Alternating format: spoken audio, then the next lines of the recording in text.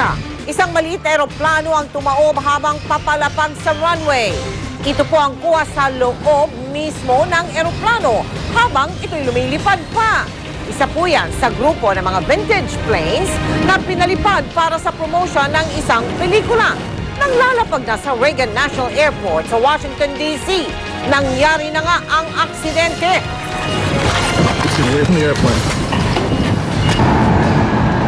Iniimbestigahan pa ang sanhi ng aksidente, hindi naman nasugatan ang piloto, hindi rin nasugatan ang sakay niyang pasahero. Mga kapuso, mahigpit na ipatutupad ang pagbabawal sa paninigarilyo o yung tinatawag na smoking ban sa mga eskwelahan. Hindi lang po para sa mga estudyante, bawal na rin manigarilyo pati mga guro at mga opisyal ng mga eskwelahan, nakatutok si Julio Segovia. Alinsunod sa DepEd Order No. 73, mahigpit na ipinagbabawal ang paninigarilyo sa lahat ng eskwelahan sa buong bansa, pribado man o pampubliko. Inaatasan din ng lahat ng pamunuan ng mga paaralan na maglagay ng no smoking sign bilang babala na bawal ang yosi sa loob ng eskwelahan. Ang Quezon City High School, bukod sa paglalagay ng karatula, sinama rin sa enrollment form ng mga estudyante ang kautosang bawal ang paninigarilyo. Kumpiyansa ang school principal na maski lumabas ng paaralan ng mga mag-aaral, di sila magyoyosi. The Barangay Council also has passed a resolution prohibiting the selling of cigarettes. Oo. So, yun.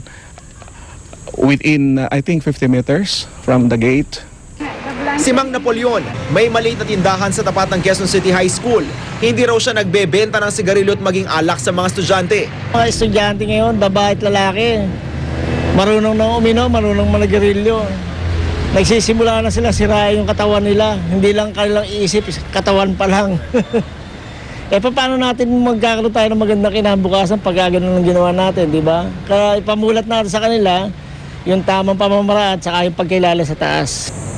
Pwedeng masuspindi ang estudyanteng mahuhuling nagyoyosi sa loob ng eskwelahan. Pero kung DepEd ang tatanungin, pinakamabisa pa rin ang counseling. Dapat nga more of counseling, hindi naman kaagad yung parusa ng parusa tayo, talagang dapat yung we will really utilize counseling on this aspect. Di lang din naman daw mga mag-aaral ang pinagbabawalang magsigarilyo, kundi pati mga school official at mga bumibisita sa paaralan. Dapat daw kasi, mga guro ang maging halimbawa sa mga estudyante lalo na sa ganitong seryosong usapin. In the same manner, itong mga teachers naman, they can be held administratively liable for insubordination. Mas mabigat nga sa kanila, 1 month and 1 day to 6 months ang suspension sa kanila. Julio Segovia, nakatutok, 24 oras. Nangako si Vice President-elect Jejo Marbinay na gagawin niya ang lahat para makatulong sa pag-ahon ng bansa. Kaninang umaga, nagsimba muna siya kasama ang kanyang pamilya bago magtungo sa kanyang proklamasyon. Nakatutok si John Consulta. Sinimulan sa pagdarasal at pakikinig ng misa ni Vice President-elect Jejo Marbinay ang kanyang araw kaninang umaga. Pagbalik sa bahay, sinalubong siya ng mga bisita tulad ni COPA Chairman Boy Saicon, bit-bit ang mga poster na ginamit sa pagtulak ng kanilang grupo ng Noy-B Movement. Maya-maya lang, naghanda na ang lahat para sa proklamasyon. Barong nagawa ni Randy Ortiz ang napiling isuot ni Binay. Sa poster, kung saan sumakay ang pamilya Binay patungong batasan pambansa, walang tigil sa pagkanta ng kanyang mga apo sa jingle na ginamit sa kampanya.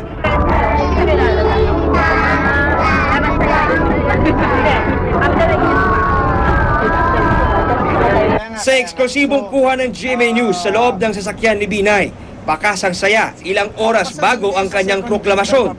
Kwento ni Binay, sa kabila ng lahat ng mga preparasyon, di raw niya maiwasang kabahan. Medyo natitense. Bakit sir?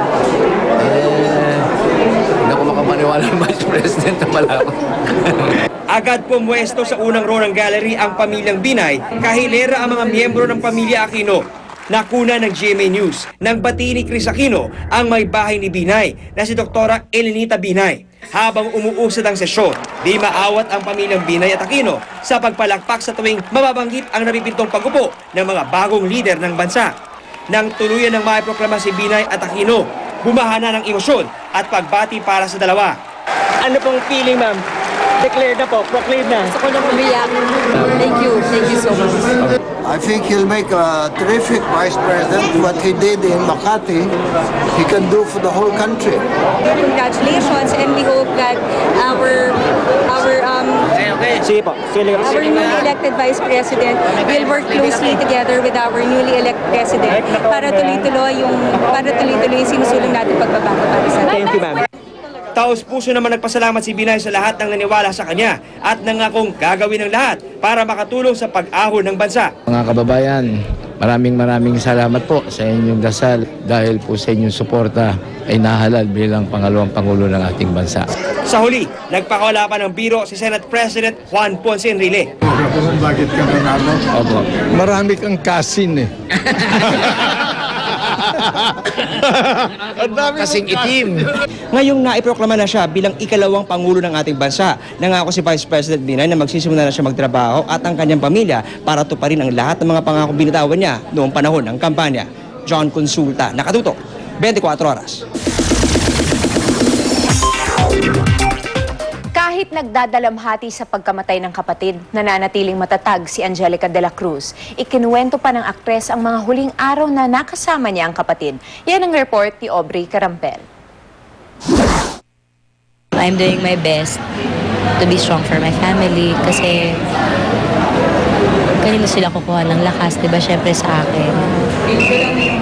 Nagpakita ng katatagan si Angelica de la Cruz nang humarap sa media sa unang pagkakataon sa ikalawang gabi ng lamay ng yumaong kapatid na si Edward. Isang misa ang ginanap kagabi sa Floresco Funeral Homes, Heritage Memorial Chapel sa Malabon. Naroon ang mga kaanak at mga kaibigan ng pamilya, pati na ang mga kaibigan ni Angelica sa showbiz, sina Paolo Contis at Lian Paz. Namatay si Edward sa isang aksidente sa North Luzon Expressway sa San Simon, Pampanga noong Lunes ng umaga. Labis raw na nagulat si Angelica nang mabalitaan ang sinapit ng kapatid. Hindi ako naniwala kasi daddy ko tumawag sa akin ng 6:30 ng umaga. Anak, may tumawag kasi sa akin. Na-aksidente daw si Edward, sabi patay daw. Malambing at mabait na kapatid daw si Edward ayon kay Angelica. Tila may premonition nga raw ang pagpanaw ni Edward. Before he died, madalas na akong dalawin sa set. Tapos, nung gabing yon na namatay siya, suot ko yung t-shirt niya na pangkampanya. Kapapanalo lang bilang konsehal ng Malabon ni Edward. Nang mapag-usapan na ang tungkol dito, hindi na napigilang maging emosyonal ni Angelica. Alam daw niya kung gaano naghirap ang kapatid para manalo at nanghihinayang siya na hindi man lang daw nito magagawa ang tungkulin. Nais daw ni Angelica na siya ang pumalit kay Edward bilang konsehal. Halimbawa, ikaw ang papalit, alam mo na Kung halimbawa papayagan nila na ako ang makapalit sa kanya, alam ko na kung paano ko susimulan yung naputol niyang dapat gagawin niya. Aubrey Carampel, nakatutok, 24 oras. More chika sa aking pagbabalik. Diyan lang kayo. Susunod! Ang mga humpback whale sa Babuyan Island.